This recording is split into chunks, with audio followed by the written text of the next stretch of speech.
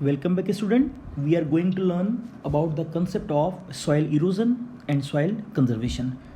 So first soil erosion का मतलब क्या होता है? Soil erosion means soil erosion is a gradual process of movement and transport of the upper layer or topsoil of soil by different agents like water, wind, mass movements and human factors. यहाँ पे तो soil के इस definition से कौन सी बातें clear हो रही है?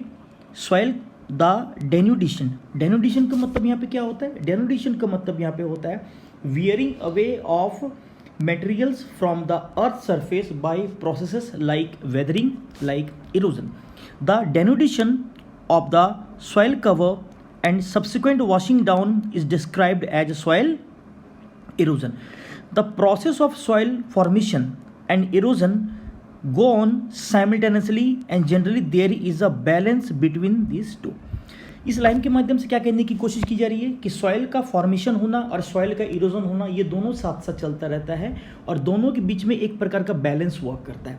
जब फॉर्मेशन का प्रोसेस इरोजन के प्रोसेस से ज़्यादा होता है तो वहाँ पे इरोजन की क्रिया उतनी डोमिनेंट या उतनी एक्टिव नहीं हो पाती है. लेकिन जब सॉइल इरोजन का प्रोसेस उसके फॉर्मेशन के प्रोसेस से ज़्यादा होने लगता है तो वहाँ पे जाके सॉइल इरोजन हमें नोटिस होना शुरू होता है. Sometimes this balance is disturbed due to human activities like deforestation, overgrazing, construction and mining activities. जैसा कि मैंने ऊपर में सॉइल इरोजन के डेफिनेशन में बताया कि सॉइल इरोजन को अफेक्ट करने वाले दो मेजर फैक्टर्स है. One of them is natural factor and another one is human factor. अगर ह्यूमन फैक्टर की बात करें तो उसमें सबसे important deforestation, overgrazing, constructive activity, mining activity, excessive use of chemical fertilisers. और अगर हम लोग वहाँ पे नेचुरल फैक्टर्स की बात करें तो नेचुरल फैक्टर्स में natural forces like wind, glacier, water lead to soil erosion. The running water cuts through the clayey soil and makes deep channel as gullies. अब आगे की डिस्क्रिप्शन में आपको वाटर इरोजन के द्वारा दो प्रकार के इरोजन का टाइप्स यहाँ पे देखने के लिए मिलेगा. एक है गली erosion and another one is sheet erosion. गली इरोजन और शीट इरोजन में जाने के पहले आप गली इरोजन और शीट इरोजन के एक इमेज को देखिए. इमेज को देखने के बाद आई थिंक आपके लिए कंसेप्ट को समझना ज़्यादा आसान रहेगा. यहाँ पे आप इस इमेज को देख सकते हैं. ये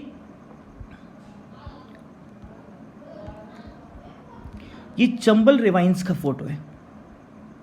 आप इसको देख सकते हैं. ये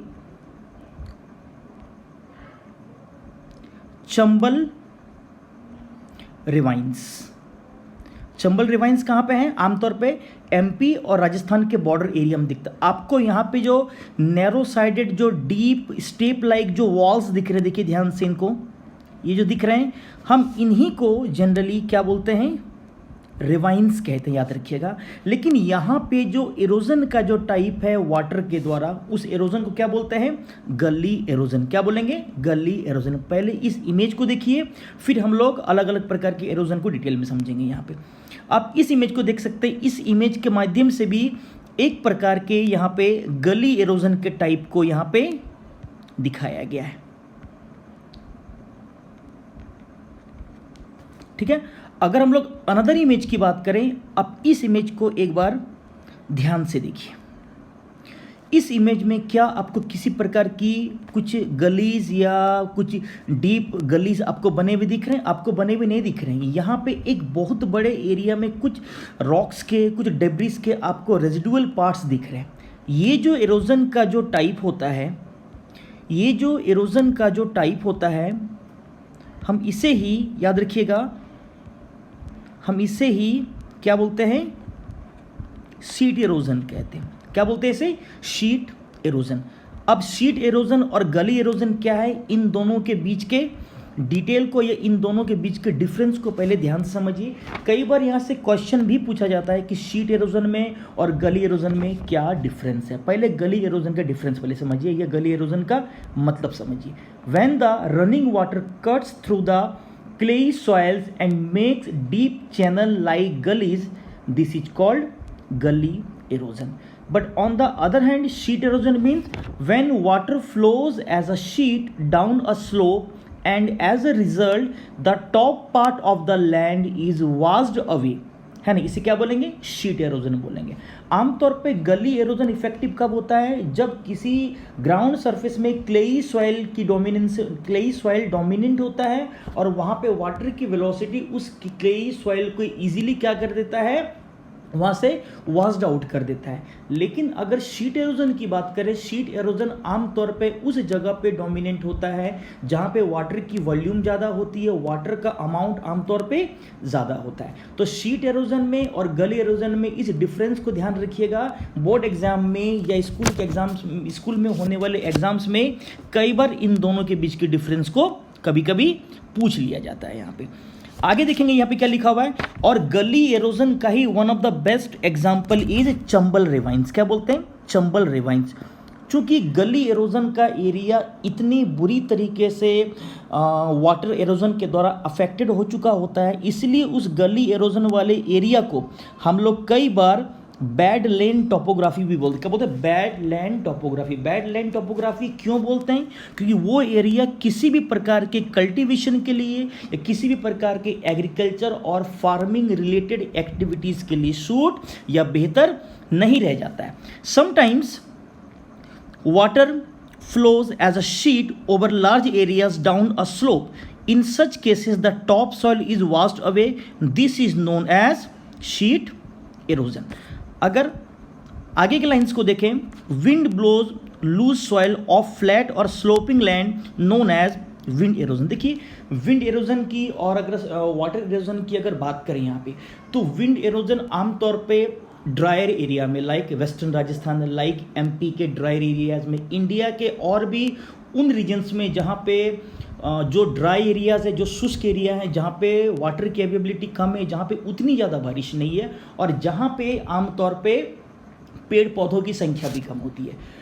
फॉरेस्ट कवर या नेचुरल वेजिटेशन सॉइल के पार्टिकल्स को अपने रूट्स के माध्यम से आपस में पकड़े हुए रखता है ना। लेकिन जिस जगह पे डिफॉरेस्टेटेड एक्टिविटी ज़्यादा हुई है, लाइक राजस्थान के एरियाज़ में, एमपीज़ के एरियाज़ में, गुजरात के एरियाज़ में एक्सेसिव एग्रीकल्चरल एक्टिविटीज़ के कारण, तो वहाँ पे सॉइल पार्टिकल्स लूज होने के कारण, विंड की स्पीड वहाँ पे बहुत ज़्यादा होने के कारण, वो विंड या वो हाई वेलोसिटी का विंड उस जगह से लूज सॉइल पार्टिकल्स को एक जगह से उठा के दूसरी जगह जाके क्या कर देता है, वो ट्रांसपोर्ट कर देता है और इसे ही हम लोग क्या बोलेंगे, विंड इरोजन कहेंगे। Soil erosion is also caused due to defective methods of farming. हमने थोड़ी देर पहले सॉइल इरोजन के डेफिनेशन में बताया कि इसमें दो फैक्टर्स का इंपॉर्टेंट रोल है। First one is natural factor and another one is human factor.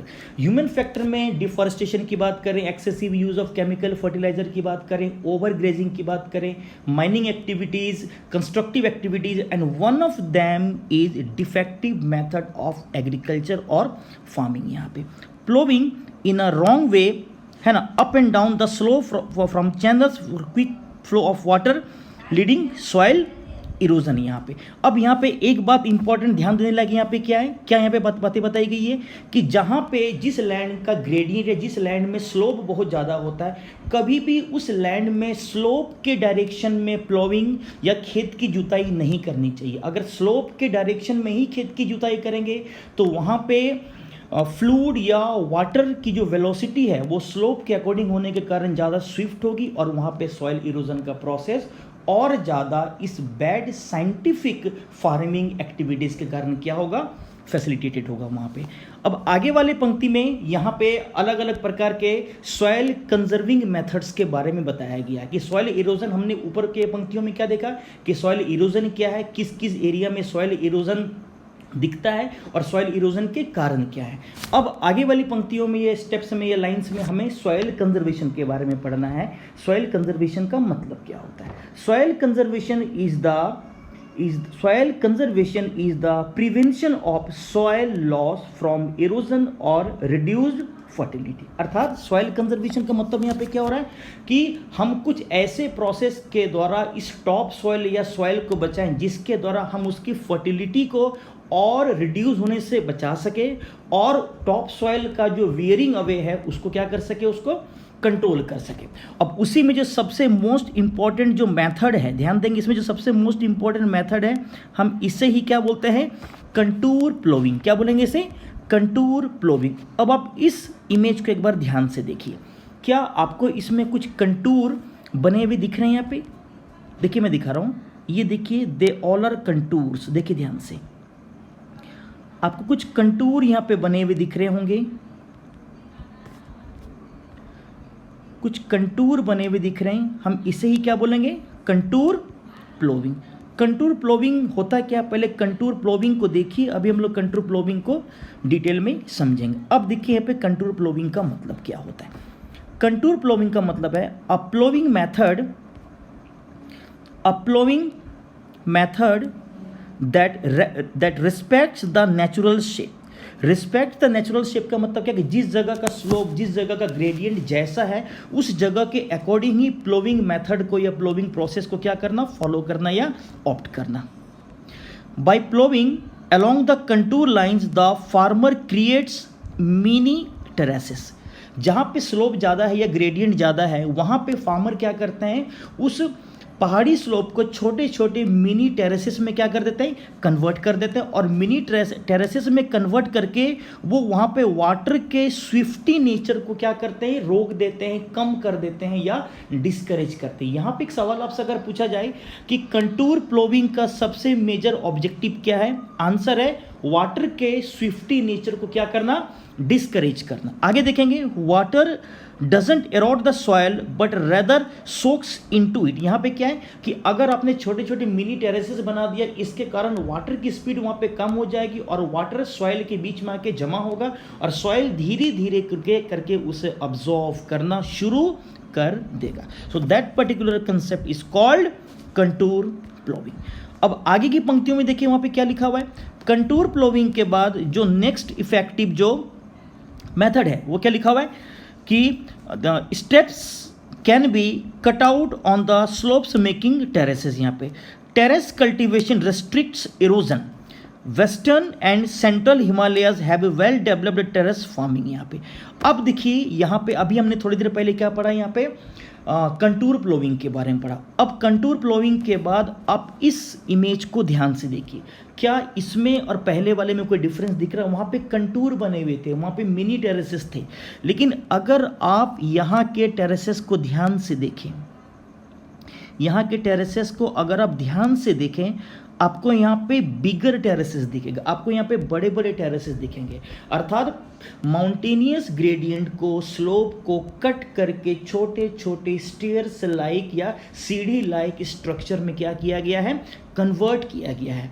और इसी सीढ़ी लाइक स्ट्रक्चर लाइक फार्मिंग को ही हम लोग क्या बोलते हैं, टेरेस फार्मिंग कहते हैं। अब देखिए टेरेस फार्मिंग का यहाँ पे मतलब क्या, देखिए टेरेस फार्मिंग का यहाँ पे मतलब देखिए, हम लोग देखते हैं अभी थोड़ी देर में। टेरेस फार्मिंग का यहाँ पे मतलब ये बताया गया है, टेरेस फार्मिंग का यहाँ पे क्या मतलब बताया गया, टेरेस फार्मिंग का मतलब बताया गया है